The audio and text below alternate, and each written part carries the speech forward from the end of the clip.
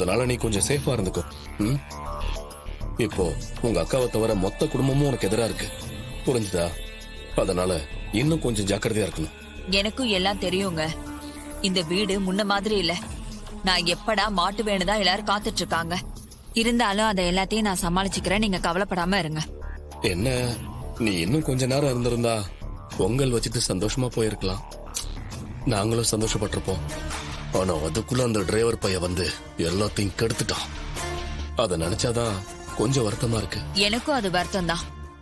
இருந்தாலும் மாட்டாம தப்பிச்சோமே, அத நினைச்சு நாம சந்தோஷப்பட்டுக்க வேண்டியதா. நீ சொல்றதும் சரிதான்.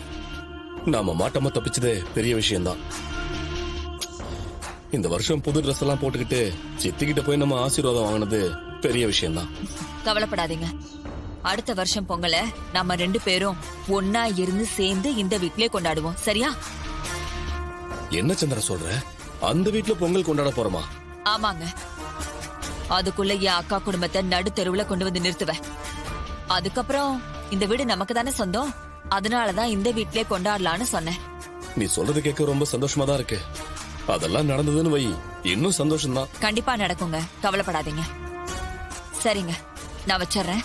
சரி சந்திரா, பார்த்து பத்திரமா இரு.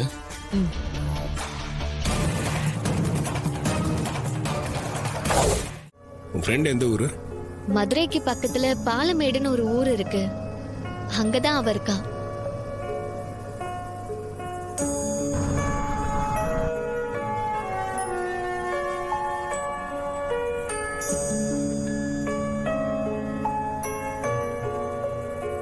அவங்க வீடு எங்க இருக்குன்னு உனக்கு தெரியும்ல?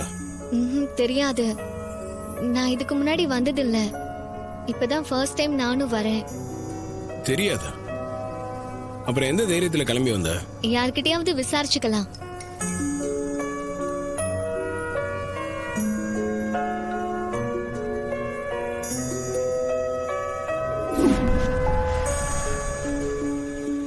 அண்ணா ஒரு நிமிஷம். சொல்லுங்க தம்பி. அண்ணா, ஒருத்தங்க வீடை தேடி வந்திருக்கோம். அவங்க பேர் மீனாட்சி. அவங்களுக்கு கூட இப்பதான் புதுசா கல்யாணம் ஆச்சு. அவங்க ஹஸ்பண்ட் பேரு கூட சரவணன். அவங்க வீடா?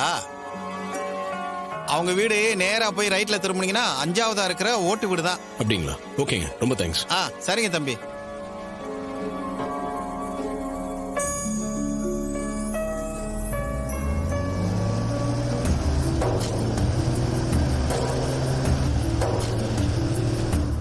வாங்க வாங்க, உள்ள வாங்க. உட்காருங்க உட்காருங்க உட்காருங்க. இல்ல பரவாயில்ல, இருக்கட்டும். உங்க 2 பேரையும் பார்த்தது எனக்கு இன்னும் இன்ப அதிர்ச்சியா இருக்கு, தெரியுமா? இருங்க, நான் குடிக்கதை எடுத்துட்டு வரேன். அதெல்லாம் ஒண்ணு வேண்டாம். வர வழியில நாங்க காஃபி குடிச்சிட்டு தான் வந்தோம். சாரி, உங்க கல்யாணத்துக்கு தான் வர முடியல. Sorry sir. ரேவதி சொன்னாங்க. சார், அப்ப எனக்கு ரொம்ப உடம்புக்கு முடியாம போச்சு. 3 நாள் நான் ஹாஸ்பிட்டல்லயே இருந்தேன். இல்லனா ரேவதி கல்யாணத்துக்கு நான் வராம இருப்பேனா? இவ என்னோட க்ளோஸ் ஃப்ரெண்ட் ஆச்சே.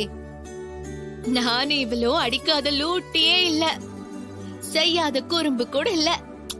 அதெல்லாம் ஒரு ஜாலி காலம் சார். மீனாட்சி, இப்ப இதுக்கு அதெல்லாம் சொல்லிட்டு இருக்க விடு. இப்ப என்ன, அவர் உன்னோட ஹஸ்பண்ட் தானே. சொன்னாலும் அவர் தப்பா எடுத்துக்க மாட்டாரு. சார், நீங்க ஏதாவது தப்பா எடுத்துப்பீங்களா? இல்ல, தப்பா எடுத்துக்க மாட்டேன். சார், உங்க மேரேஜ் லைஃப்ல எப்படி போகுது? ரேவதி உங்களை நல்லா பாத்துக்கிறாளா? நல்லா போயிட்டு இருக்குங்க. என்ன நல்லா பாத்துக்கிறாங்க. அம்மா வாயாடி, கொஞ்சம் லொடலுடன் பேசுறத நிறுத்துறியா? நாங்க எதுக்கு வந்திருக்கோம்னு சொல்ல விட மாட்டியா? என்ன தானே பாக்க வந்திருக்கீங்க? அப்புறம் என்ன காரணம் இருக்கும்? உனக்கு பொங்கல் சீர் கொண்டு வந்திருக்கோம். என்னது பொங்கல் சீரா? ஆமாண்டி, நீ எனக்கு போன் பண்ணப்போ இது எங்களுக்கு தலை பொங்கல், பொங்கல் சீர் கொடுக்க கூட ஆள் இல்லைன்னு சொன்னல. ஆமா, அது உண்மையிலேயே எனக்கு ரொம்ப கஷ்டமா இருந்துச்சுடி. நீ சொன்னது எனக்கு ரொம்ப டிஸ்டர்பிங்கா இருந்துச்சு. அதான் உனக்கு பொங்கல் சீர் கொடுத்துட்டு போலான்னு என் ஹஸ்பண்டோட வந்தேன். வா, போய் எடுத்துட்டு வரலாம்.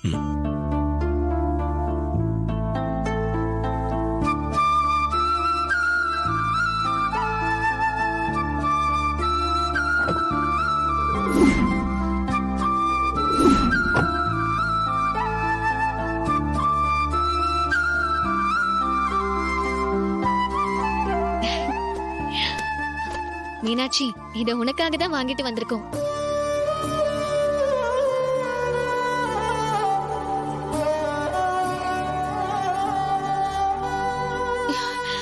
ஏய், என்ன அப்படி பாக்குற? ஏய், மீனாட்சி, ரேவதி, ஏய், இப்ப நீ எதுக்கு அழற?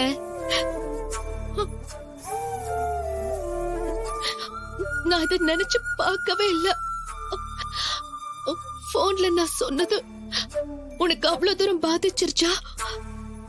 நாங்க லவ் பண்ணி வீட்டை விட்டு ஓடி வந்து கல்யாணம் பண்ணிக்கிட்டோம்.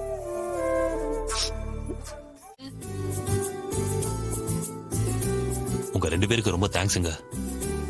மீனாட்சி தான் ரொம்ப ஃபீல் பண்ணிக்கிட்டே இருந்தா.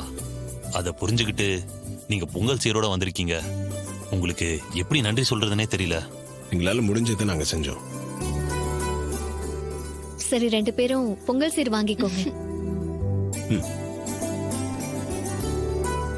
என்ன இந்தா.